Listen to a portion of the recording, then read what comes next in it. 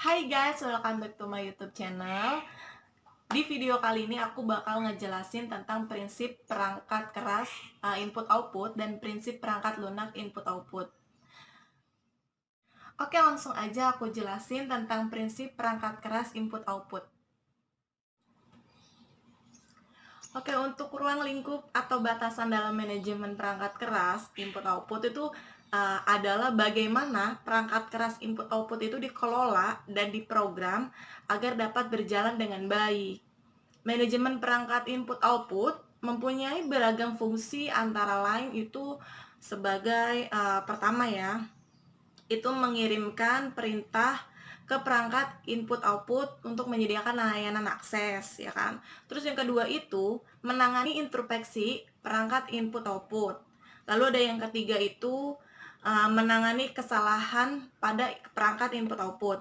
Lalu yang terakhir itu menyediakan interface ke pemakai.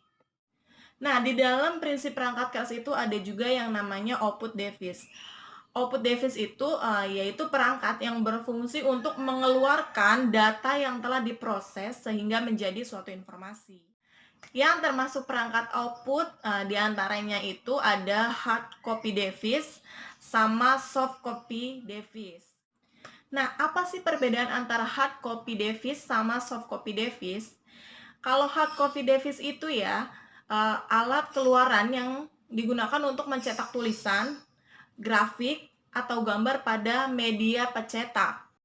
Nah, kalau soft copy device itu digunakannya untuk tulisan, foto, terus dan suara pada media soft. Kayak gitu untuk perbedaannya. Nah, untuk alat dari hard copy device itu biasanya sih printer ya. Dan kalau untuk soft copy device itu biasanya berupa video display atau monitor.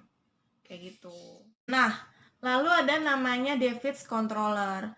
Perangkat elektronik dalam bentuk chip atau papan sirkuit yang mengontrol fungsi perangkat input output disebut pengendali perangkat atau pengontrol input output. Sistem operasi berhubungan langsung dengan pengontrol perangkat.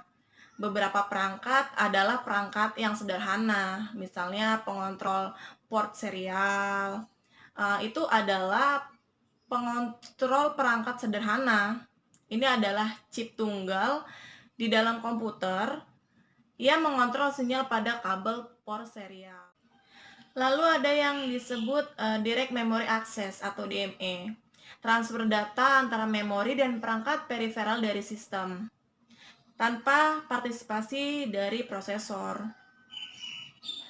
Unit pengontrol aktivitas mengakses memori secara langsung disebut pengontrol DMI atau Direct Memory Access. Nah, kita masuk ke dalam prinsip perangkat lunak input output. Pemanfaatan perangkat lunak untuk mengelola input output itu pada dasarnya adalah mengorganisasikan software dalam bentuk layer di mana level bawah menyembunyikan akses atau kerumitan hardware untuk level di atasnya.